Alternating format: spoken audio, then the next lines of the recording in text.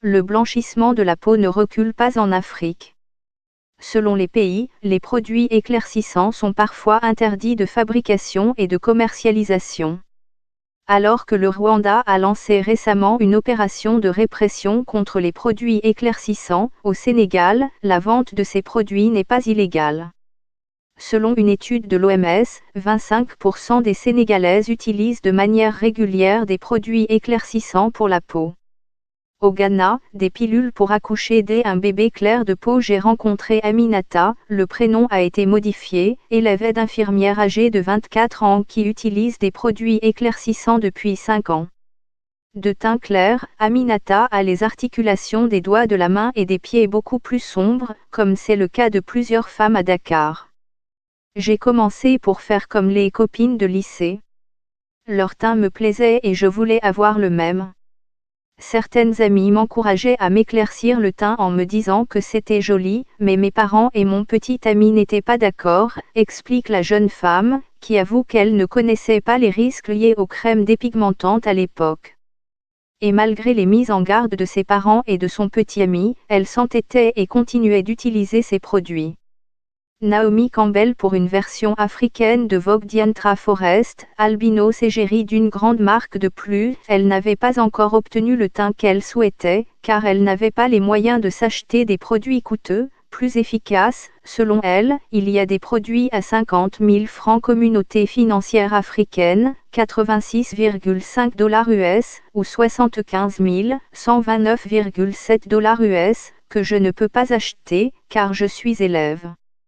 Je me contente des hydroquinones de mauvaise qualité à 3 000, 10 000 ou même 1 000 francs. Communauté financière africaine, et ce n'est pas bon. Finalement, c'est grâce à sa formation professionnelle qu'elle a changé d'avis sur les crèmes éclaircissantes. Maintenant que je suis une formation dans le domaine de la santé, je suis pleinement informée des risques, les difficultés de suturer la peau en cas de lésion, le diabète, car la plupart des crèmes sont sucrées, de larges vergetures très inesthétiques, l'hypertension artérielle, les complications neurologiques et le cancer de la peau, explique Aminata. Aujourd'hui, elle arrête progressivement d'utiliser ces produits avec les encouragements de son petit ami. Je conseillerais aux autres de garder leur teint naturel car nous sommes des Africains. On devrait être fiers de notre peau noire. Pas la peine de chercher à imiter les Européens qui ont la peau blanche, affirme Aminata.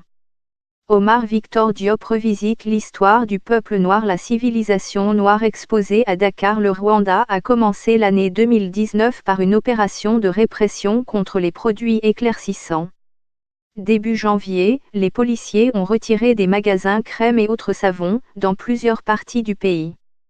Le pays des 1000 collines suit ainsi de nombreux autres pays africains comme au Burkina Faso où la publicité de ces produits est interdite depuis 2006.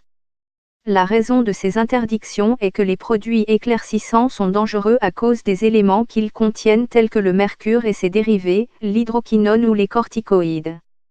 Voir la fin de l'article. La liste des différents pays où la fabrication, la commercialisation et parfois l'utilisation de ces substances sont interdites. Pourtant, le tchatcho ou le tchoko, comme on l'appelle dans différents pays d'Afrique, se pratique encore largement. Selon une étude de l'OMS datant de 2011, au Nigeria, 77% des femmes utilisent de manière régulière des produits éclaircissants pour la peau. Elles étaient 59% au Togo et un quart des femmes au Sénégal. Dès que les produits sont interdits dans leur pays, les adeptes du teint clair se tournent vers la contrebande ou bien certains produits locaux qui se révèlent parfois plus dangereux. L'importation des produits éclaircissants est interdite, mais pas leur usage. Donc les consommateurs se tournent vers la contrebande pour s'approvisionner, souligne le professeur Aka Boussou, dermatologue à Bouaké, en Côte d'Ivoire. Les utilisatrices, de plus en plus jeunes, font surtout recours aux dermocorticoïdes et à l'hydroquinone, ajoute-t-il. Au cours d'une enquête sur le marché noir des produits éclaircissants importés illégalement en Ouganda menée en 2018, une reporter de la BBC a pu facilement, et pour pas cher, se procurer sur le marché des produits fabriqués en Côte d'Ivoire et en RD Congo, où ils sont pourtant interdits. Pour les femmes qui utilisent les produits éclaircissants, la liste des effets secondaires est pourtant longue. Les patientes que je traite dans mon cabinet viennent souvent pour traiter des taches noires qui apparaissent sur le visage, le dos ou les membres supérieurs, explique le professeur Boussou.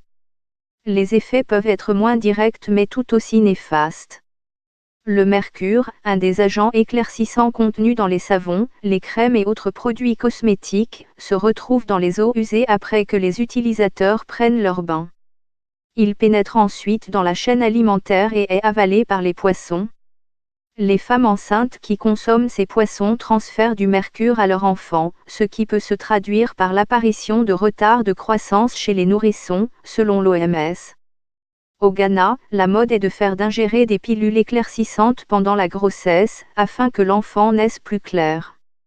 Une pratique dangereuse pour les bébés, qui risquent des malformations. Le gouvernement ghanéen a dû mener une campagne de sensibilisation pour conscientiser sur les dangers. Peu importe.